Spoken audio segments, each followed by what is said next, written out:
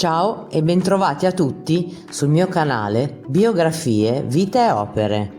Proseguiamo con la seconda e ultima parte dedicata a Mango, dagli anni 2000 fino alla scomparsa, passando per la vita privata ed i relativi omaggi post morte. Anni 2000. Nel 2000 scrive per Mietta Fare l'amore, presentato al Festival di Sanremo di quell'anno. Nel 2002 pubblica Disincanto. Grande successo ottiene il brano La rondine e anche Disincanto. Questo è l'ultimo album in cui collabora coi suoi fratelli, con i quali da qui in poi interrompe definitivamente i rapporti. Consiglio inoltre l'ascolto del rifacimento di Michelle dei Beatles. Qui Mango si presenta con una nuova vena compositiva. Per la prima volta sente l'esigenza di raccontarsi più nel profondo e quindi scrive dei testi addentrandosi sempre di più nel proprio io. In questo album risulta essere autore di gran parte dell'intero disco. Nel 2003, dopo un lungo percorso artistico e personale, si interrompono definitivamente i rapporti col fratello Armando. Nel 2004 esce con il disco interamente composto da lui, dal titolo Ti porto in Africa. Naturale evoluzione del suo percorso. Le sonorità tipicamente mediterranee vengono mescolate ad arrangiamenti rock, alla ricerca di nuovi suoni e altre sperimentazioni musicali. Album equilibrato e assai raffinato, difatti vince il disco di platino. Degno di nota è poi il duetto con Lucio Dalla nel pezzo Forse che sì, forse che no. Sempre nel 2004 pubblica un libro di poesie intitolato Nel malamente mondo non ti trovo, contenente liriche ed illustrazioni. Il Mango poeta dichiara, cito, «La poesia ha di bello la libertà, il foglio bianco, la musicalità espressa senza vincoli, solo con le parole». Carlo De Bei, chitarrista e autore che aveva già lavorato con Laura Valente, sua moglie, nei Mattia Bazar, inizia una solida e stimolante collaborazione con Mango, sia nelle performances live che nelle sessioni di studio. Mango si esibisce quindi alla Concertgebouw di Amsterdam in un applauditissimo concerto di musica contemporanea del maestro Stefano Bellon, cantando i versi di Andrea Zanzotto. Nel 2005 pubblica Ti amo così, che è un canto all'amore, poeticizzando la vita stessa. Disco d'oro, dove nel brano Il dicembre degli aranci duetta con la moglie Laura Valente. Nel disco reinterpreta anche una celebre canzone napoletana dal titolo Io te vorria vasà. Nel 2007 partecipa nuovamente al Festival di Sanremo col brano Chissà se nevica, duettando nella terza serata anche con la moglie Laura Valente, già a voce dei Mattia Bazar, e classificandosi al quinto posto. Pubblica l'album L'albero delle fate, disco d'oro, e il secondo volume di poesie dal titolo Di quanto stupore. Nel 2008 duetta con i Neri per caso nella reinterpretazione del suo famoso brano Bella d'estate. Esce l'album di cover Acchiappa nuvole, tratto da un verso della canzone Ragazzo mio di Tenco. È un album che caratterizza il talento di Mango, la sua voglia di sperimentazione e la sua vocalità creativa. Viene anticipato dal singolo La stagione dell'amore, cantata assieme al suo autore Franco Battiato. Nel disco collabora anche Baglioni, con il quale duetta nel brano Amore bello. Anche Acchiappanuvole è disco di platino, album cover che contiene rivisitazioni di svariati artisti, fra cui John Lennon, De André, Creedence Clearwater Revival ed altri grandissimi del panorama musicale italiano e internazionale. Nel 2009 Mango partecipa all'incisione del brano Domani 21/4/2009 di Mauro Pagani, i cui proventi sono devoluti alle popolazioni colpite dal terremoto dell'Aquila. Gli ultimi lavori. Nel 2009 esce il singolo Contro tutti i pronostici, che anticipa l'uscita del doppio CD live Gli amori son finestre. L'altro inedito è intitolato E poi di nuovo la notte. Gli amori son finestre è il titolo dell'omonima poesia recitata da Flavio Insinna e composta dal cantautore. Nel 2010 da ricordare 3 memorabili concerti tra le guglie del Duomo di Milano. Mango infatti è l'interprete, insieme alla moglie Laura e ad Angelo Branduardi, di Every Man, operetta morale composta dal maestro Maurizio Fabrizio ed eseguita con il coro della Cappella Musicale del Duomo di Milano e l'orchestra dei musici della veneranda Fabbrica del Duomo.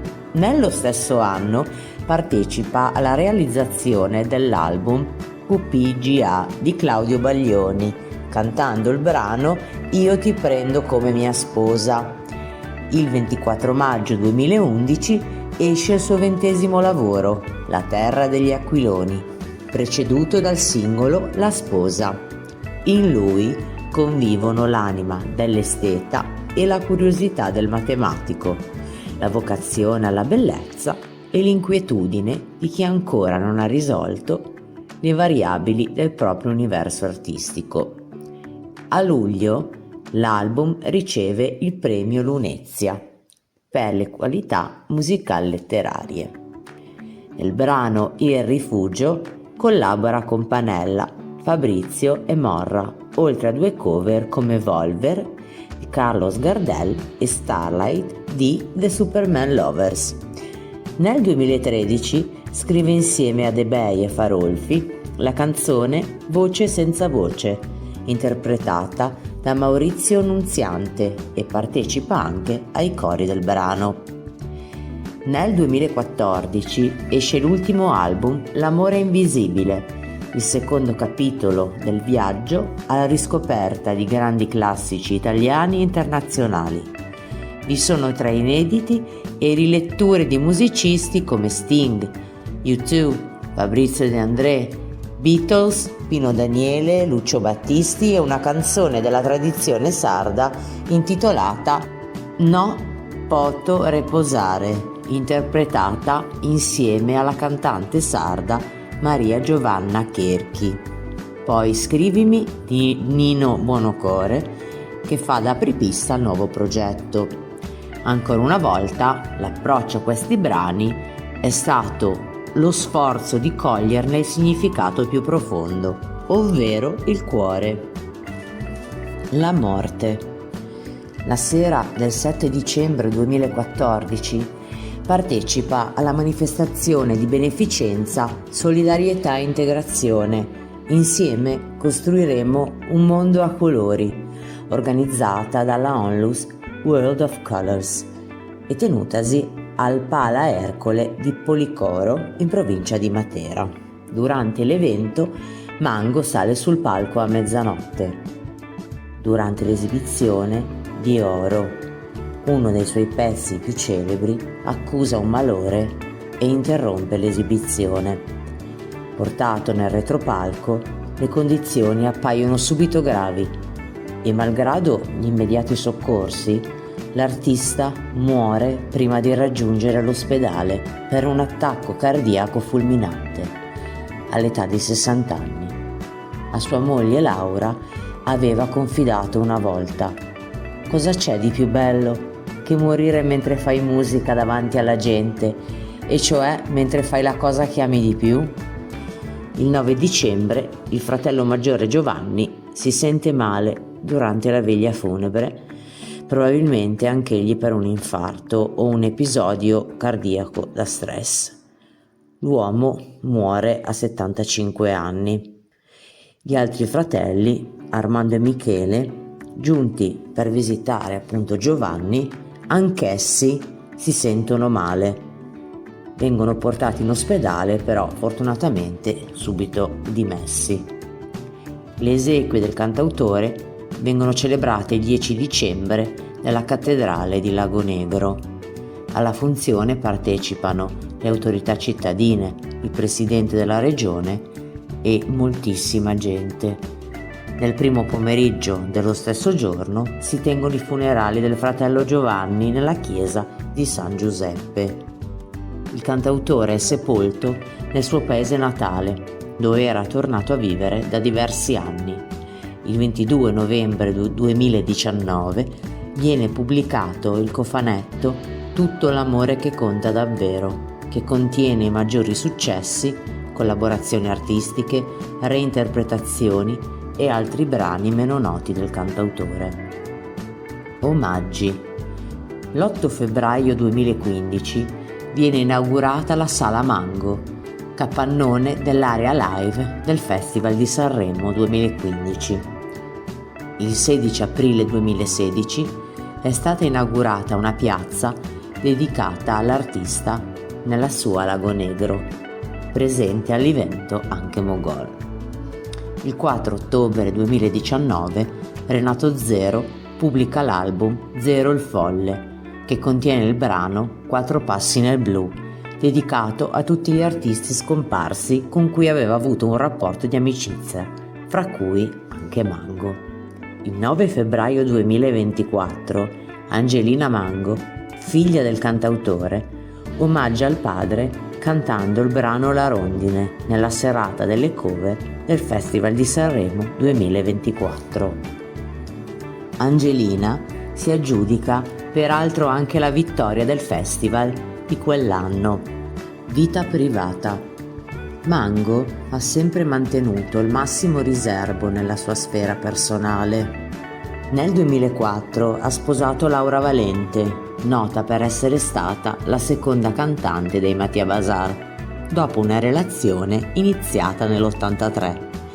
La coppia aveva già avuto 2 figli prima del matrimonio, Filippo, batterista, nato nel 95, e Angelina, cantautrice, nata nel 2001. Entrambi hanno collaborato col padre sia in studio che dal vivo per progetti appunto musicali. Benché non fosse un artista politicamente impegnato, nel 2003 ha partecipato in prima linea alle proteste contro il decreto del governo Berlusconi sullo smaltimento delle scorie nucleari a Scanzano Jonico nel Metapontino, che hanno poi costretto il governo a fare marcia indietro. Laura Valente ha poi raccontato che il marito è collassato mentre stava cantando Oro, la stessa canzone che stava eseguendo in sala d'incisione il giorno del loro primo incontro. Mango è morto mentre faceva quello che amava da tutta una vita, cantare. Si rivolse alla platea e disse «Scusate», con gentilezza, negli istanti del malore che l'ho accolto durante il live senza dargli nessuna chance. È ricordo straziante di un'esistenza straordinaria. Legge sul sito web ufficiale. Se ne va con l'eleganza e la gentilezza che da sempre l'hanno contraddistinto, lasciando a tutti noi un immenso dolore, ma un'opera di incommensurabile valore artistico ed umano che invece non ci lascerà mai. Ed eccoci alla fine di questo viaggio spettacolare di una voce dolce e armoniosa e questo semifalsetto gradevolissimo. Mango, anch'egli uno degli artisti che ci regalano un'infinita gamma di emozioni. Io sono Ale e questo è Biografie, Vita e Opere. Se vi piacciono queste tematiche iscrivetevi e attivate le notifiche per tutti gli aggiornamenti. Grazie e ci vediamo al prossimo video. Ciao e buona vita a tutti!